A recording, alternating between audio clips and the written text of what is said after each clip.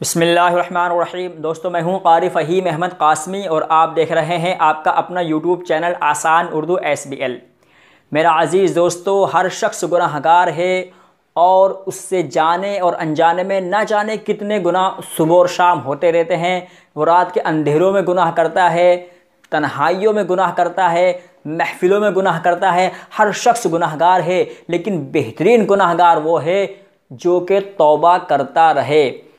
دوستو، گناہ گار شخص کی کیا علامتیں ہوتی ہیں اور جو توبہ کرتا ہے اس کی کیا علامتیں ہوتی ہیں؟ جو گناہ گار شخص ہوتا ہے اس کی عادت اور اس کا دل کیسا ہوتا ہے، اور جو توبہ کرنے والا اللہ کے نزدیک مقبول شخص ہوتا ہے اس کی کیا علامتیں ہوتی ہیں، اور جو توبہ اور استغفار کرتا ہے اس کی کیا علامت ہوتی ہیں؟ دوستو، میں آج کی ویڈیو میں آپ کے سامنے انہی دونوں باتوں کا ذکر کروں گا، تو بنے رہیے آپ ہماری ویڈیو میں آخر تک۔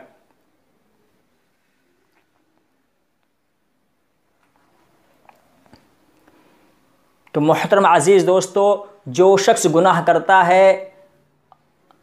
اس کا دل سیاہ ہو جاتا ہے، اس کا دل سخت ہو جاتا ہے، جیسا کہ حضور اکرم صلی اللہ علیہ وسلم نے حدیث میں ارشاد فرمایا کہ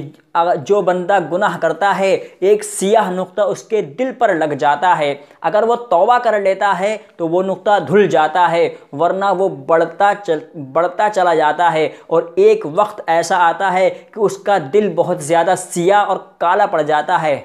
دوستو، اس کا کیا مطلب ہوا؟ میرا عزیز دوستو، اس حدیث شریف کا مطلب یہ ہے، اور علماء نے صاف صاف الفاظ میں لکھا ہے کہ دل کا سخت ہونے کا مطلب، دل کا سیاہ ہونے کا مطلب یہ ہے کہ کوئی خیر کی بات اس کے دل میں نہیں اترتی، اس کا دل سخت ہو جاتا ہے، توبہ کی توفیق اس شخص کو نہیں ہوتی، اور وہ گناہوں کو کرنے میں اس کو مزہ آتا ہے، اور گناہ کو وہ چھوٹا نہیں سمجھتا،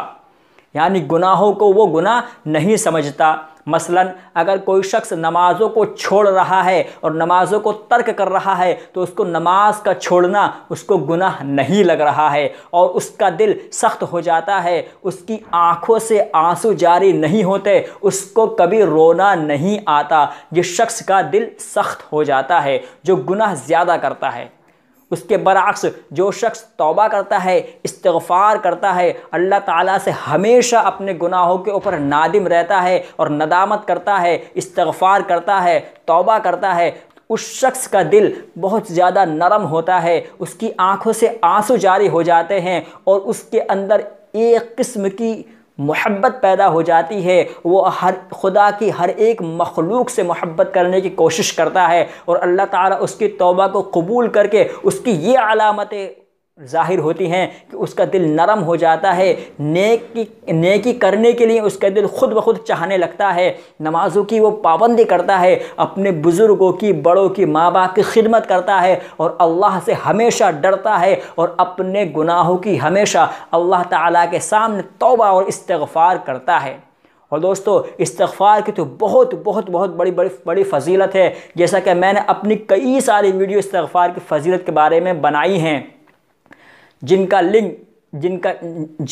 کی چند ویڈیو کا لنک میں آپ کو ڈسکرپشن باکس میں دے دوں گا، اور آپ کو اگر میری مکمل ویڈیو استغفار کے متعلق دیکھنی ہے تو آپ میرے چینل پر وزٹ کریں، اور ایک پلے لسٹ ہے استغفار کی فضیلت بائے آسان اردو SBL، وہ دیکھیں، آپ کو استغفار کی فضیلت اور اس کے فوائد اور اس کے فائدے آپ کے سامنے آ جائیں گے۔ تو اللہ تعالیٰ سے دعا ہے کہ اللہ تعالیٰ مجھے بھی اور آپ کو بھی